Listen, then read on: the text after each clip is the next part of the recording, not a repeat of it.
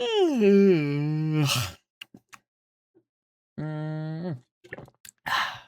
might be back. Hello everybody, welcome back to the channel. For those who do not know who I am Azura, leader of the Goobers and local VTuber extraordinaire. Overwatch, by some metric, is experiencing a form of rebirth, dropping the 2 from Overwatch 2 and going back to being just Overwatch. The game is designed to wipe the slate clean and start over with the game's lore and content. But how do we get here? Let's start it off from the beginning. This video is mainly going to be a somewhat condensed recap of the timeline of events. The second half of it will probably just be an overview depending on my opinions. If you already know most of the history behind Overwatch's development and or the controversies behind it, then skip to this timestamp here. Overwatch, a game by many metrics, completely changed the gaming landscape.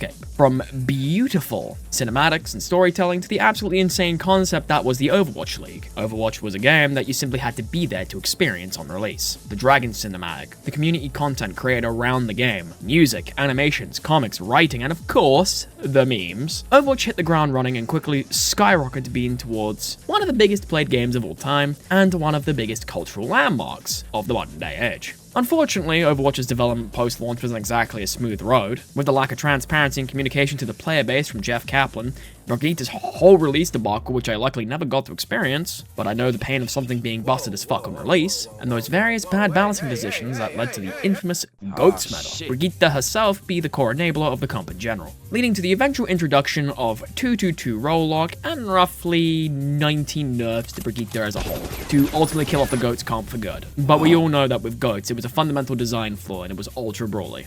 GOATS for most was when Overwatch was at its most stale. Little did I know that Overwatch added in role queue in late 2019 that the community would be in for some massive announcements regarding the future of Overwatch as a whole. And that was thanks to the Overwatch 2 trailer, which promised a PvE campaign experience with various upgrade trees, build paths, and different ways to play your favorite Overwatch hero.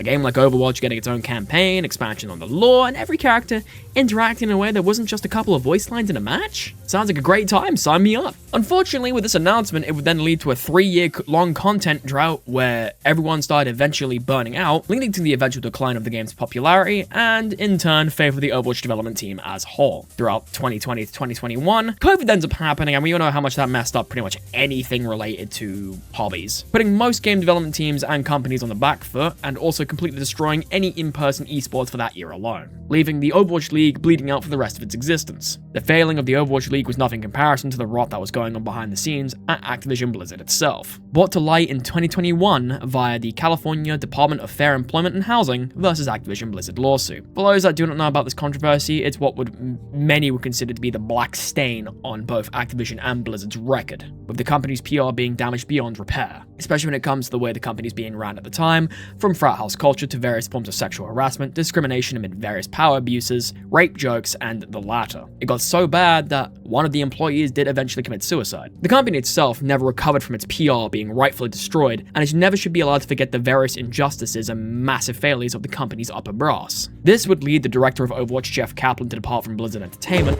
Hello everybody, editing Azura here. Need to make an addendum. This was before the lawsuit actually started, so Jeff left before everything came out against the company.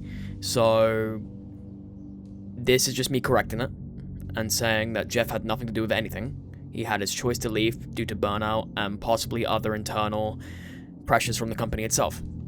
Alright, back to the video. Alongside various other high-ranking officials at the company itself, such as Bobby Kotick, taking a golden parachute of $100 million and setting his family up for the rest of his life, undeservedly.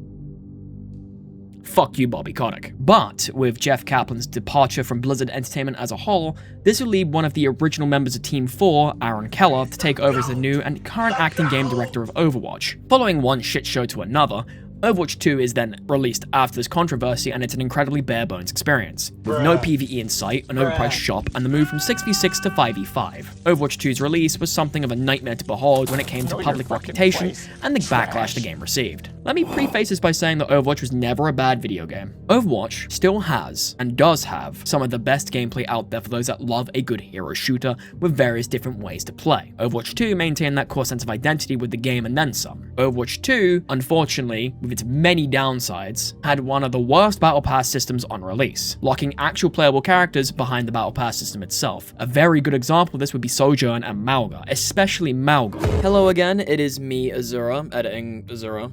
to be more specific. Need to correct this again. Sojourn was never in a battle pass. I was thinking of Junker Queen. Junker Queen and Malga are two very good examples of really strong characters being in battle passes. And technically I could also add Kiriko onto this list, because Kiriko was also the current poster child next to Juno for Overwatch. Considering the fact that Malga on release was incredibly broken and considered to be meta, so it turned into a case of either you pay now to get the character, or you grind for him to actually stand a chance in the rankings. With the death of Overwatch 1, the lawsuit, and the complete failure of Overwatch 2, and then the eventual death of the Overwatch League in 2024, Overwatch 2 was in its worst state, PR-wise, it has been in years. Some would say it's still pretty fucking bad, but Overwatch was a classic case of what happens when you hold a monopoly over a certain niche in the gaming space. Overwatch had no real competition in mind, unless you include Paladins and or Battleborn, but let's be real, Paladins was ran by Hi-Rez Studio and never stood a chance because Hi-Rez kills their games off to try and gamble with something else, because Hi-Rez is a great fucking company apparently, and Battleborn didn't even last 6 months. The closest thing Overwatch had to competition was Paladins itself. In December of 2024, one game would come knocking, and they would be hunting for that crown. The one game that would kick Overwatch up the arse and actually tell them to get their shit together. And that game would be Marvel Rivals. Marvel Rivals came out the gate swinging when it first released back in 2024, taking the world by storm and becoming the hero shooter game to play at the time, with recognizable characters all across the Marvel IP, with notable characters from the MCU like Iron Man, Captain America, Hulk, and Doctor Strange, to the more obscure characters within the Marvel universe like Luna Snow, Jeff the Landshark, Penny Parker, Mantis, and Cloak and Dagger. Mantis, you could probably argue semantics with me here, because Guardians of the Galaxy was a very, very popular film. Marvel Rivals took the hero shooter genre, mixed it with the Marvel IP, and gave its own flair and spice with the hero team-up system and indestructible environments, allowing for various characters to team up one another to grant each other unique effects and bonuses that are changed and cycled out each season. If you remember the Penny Parker Rocket Raccoon combo, then you also remember the really annoying Hell Anchor combo that allowed her, Thor, and Loki to be revived. A character that's been broken since Season 0. And considering I put nearly 300 hours in Rivals in both Season 0 and Season 1 to get to GM3 in both seasons, which was more or less my goal for the game, and unlike most of these boosted rats you'd see, I actually did get there with a positive win rate. Rivals had reawakened my love for the hero shooter genre in general. Granted, I'm a flex player that has played enough solo Strange in my life to realize that solo tank is where my dreams go to die, and every DPS is fucking throwing or playing Spider-Man. Marvel Rivals did the one thing that Overwatch needed, and that was to give Blizzard a massive boot up the arse to try and sort their shit out. Competition is always a healthy thing, as it results in better games, better products, and an overall better experience for the customer/consumer. Aaron Keller and the Overwatch team saw the moves Rivals were making and decided to lock in for 2025, eventually bringing us the Stadium game mode. Stadium is a round-based 5v5 mode that allows you to explore various different builds in the game, more or less like a mini MOBA in Overwatch. So, if you were wondering where most of the PvE upgrade mechanics went, Stadium is more or less likely where it ended up. Alongside this are the hero upgrades to the game in the base form in 5v5 and 6v6. To reduce the amount of counter-swapping and to reward being committed towards a singular pick, Overwatch introduced the minor and major upgrade systems at level 2 and level 3, ranging from various quality of life upgrades to completely change how certain characters are played. Good example of this would be Soldier getting his stim pack, actually going completely nuts with increased fire rate, Reaper getting faster teleports, or Anna's biotic rifle being able to crit enemies. But let's be honest, you're not using biotic rifle crits, you are actually using the grenade, because biotic nade is way too good to not be upgraded. Overwatch 2 was back towards an upwards trend of slowly but surely rebuilding not only its brand image, but also the game that hundreds of thousands to even, let's say, a couple millions of players say they love. Aaron Keller and his team ensuring that the game was always trying to be better. One of the big reasons why this was happening was because the community was actually getting what it was asked for, and it was actually being delivered upon by the devs themselves. Granted, most of it was old content being retrofitted back into Overwatch 2 that was taken out within the release of Overwatch 2 itself. Still, it's better than having unlockable heroes in a battle pass that essentially turned the game into a pseudo pay-to-win sort of system, which wasn't a good idea in the first place. Get the fuck out of my sight before I demolish you. But it was slowly but surely building itself back up into the good graces of the player base, with 2026 being the ultimate turning point for this resurgence in popularity. Back at the start of February, the Overwatch dev team released a post saying they're reverting Overwatch 2 back to just Overwatch, or they're just dropping the 2 from it. focusing more on hyper-customizable game modes like Stadium and less like the 2016 state of the game. That and Overwatch has always been an incredibly polished experience, so being able to play a polished experience with just the name Overwatch in it instead of having something tacked on that was just linked to incredibly bad amounts of PR was actually smarter for them. Along with these changes are the release of 5 new heroes and finally a designation for subclasses with each role. The 5 new heroes are as follows. Domina, a Vishkar negotiator that uses hard light to shield, lock down, and displace targets. Her ultimate can be incredibly disruptive in a fight if she hits multiple people, but her weapon is also nothing to scoff at, being a true HITSCAN beam weapon that will hurt if you're hitting heads with it. Being a stalwart subclass makes it so she can't be slowed or launched off the map as easily as other characters. Her being immobile, however, makes it very prone for her team to be dove from the backline. So if you're playing a back to front style of play with dive, there's not much she can really do about it unless she hits a good stun and stops your dive immediately. So characters like Bull, Monkey, Dive Diva, very specifically, and Doom will run havoc in the backline if they're good. EMRE Saraolu, teased way back with Sojourn when Anna's origin story was first released, possessed by an unknown intelligence believed to be the god AI Chernobog, has been missing for years, and is actually one of the reasons why Frey works with Talon. EMRE fights with lethal proficiency at mid-range of his abilities, his burst rifle, pistol, and grenades are very reminiscent of the gameplay of the older Halo games. His ultimate being an artillery barrage with good AoE, his upgrades are nothing to scoff at either, with one of his upgrades boosting his Siphon Pistol's movement speed. He's a sleeper movement character. EMRE takes angles, holds high ground, and can be a very good DPS in the hands of someone who can both aim and position well. Being a specialist allows for EMRE to maintain more uptime with his damage and lethality. The second DPS we have with these 5 is Anran Ye, Wu Yang's sister and star student of the Wuxing University's Fire College. Anran is primarily a dive character. Her ability to dive in and out of fights with her dashes both make her an incredibly fun and incredibly annoying character to deal with at the same time. She does have iframes with her E, and her passive paired with her left and right click make for an incredibly scary duelist up close. If she's able to stack her fire, you will die, most of the time. She's also the only character alongside D.Va technically to have 2 ultimates. D.Va having nuclear ejection and, mecha core. Her first ultimate is just a massive AoE dive bomb, sort of like Phoenix ultimate in Rivals is the best way to describe it. You pick an area, you dive at it, big explosion, big fire damage, everyone's on fire. Some of the upgrades with this is really nice. And her second ultimate is a res. A straight up res.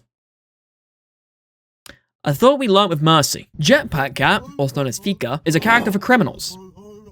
That is all.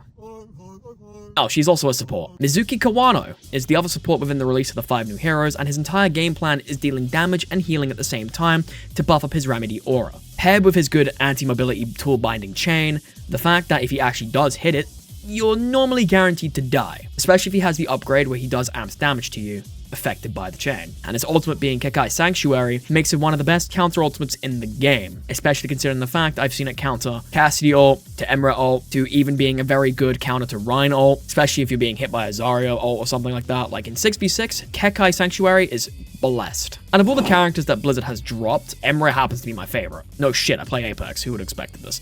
Granted, I play a fuck ton of hit scans when I do play Overwatch anyway. Cassidy, Soldier, Ashe, a little bit of Widow here and there if I'm actually feeling incredibly egotistical and wanted to hit something. So having a character that plays the mid-range hit scan with an ADS and good self-peel with sleeper mobility, and an ultimate that can wipe a whole team out, yeah, no wonder I like EMRE a lot. Not only is Overwatch introducing all of these new characters, and I mean, especially Domina. Domina is disgustingly good right now. The Overwatch team is going for a more dynamic storytelling angle in the form of the current Conquest event, taking a page from the good people over at Arrowhead Studios who are working on Helldivers 2. And you know that Helldivers 2 is some of the best dynamic storytelling affected by the player base in gaming. I even felt confident enough to try out my placements for the first time in Overwatch this season. And you know what? I'm happy with where I ended up in terms of Overwatch. I ended up Gold 2 in both my DPS and support placements, while my tank ended up with Plat 2 in 5v5. For some reason, my 6v6 placements put me in Diamond 5. No clue what that says about me as a player, but you don't really look a gift horse in the mouth on this one. Plus, the Doomfist skin is pretty nice, so I'm taking it and running with it. Overwatch was at the absolute pinnacle of popularity and was considered to be one of the peaks of gaming when it first came out. Unfortunately, that slowly came crumbling down due to the hubris of the higher-ups and executives, paired with other factors that hurt the game overall in both the PR and content departments, balancing being one of the bigger ones, release Brigitte being a very big one, and COVID ultimately killing off most of the esports franchises. Overwatch 2026, however, sure feels like a return to form. While the peaks of 2016 Overwatch are over and will never be replicated, Overwatch is now in the best state it's ever been thanks to Aaron Keller and his team, being able to fundamentally rebuild the game into a state better than it's ever been. And the fact that his team have been able to listen to the community and talk to them, give them what they want, and the various player bases that wail for skins, Kiriko Genjimasi.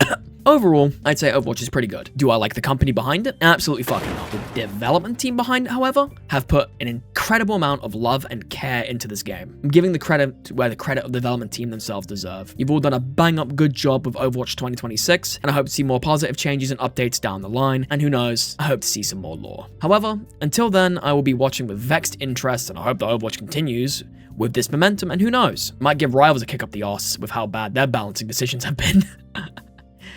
Alright, it's been Azura, and I'm signing out. Goodbye. Bing bonk.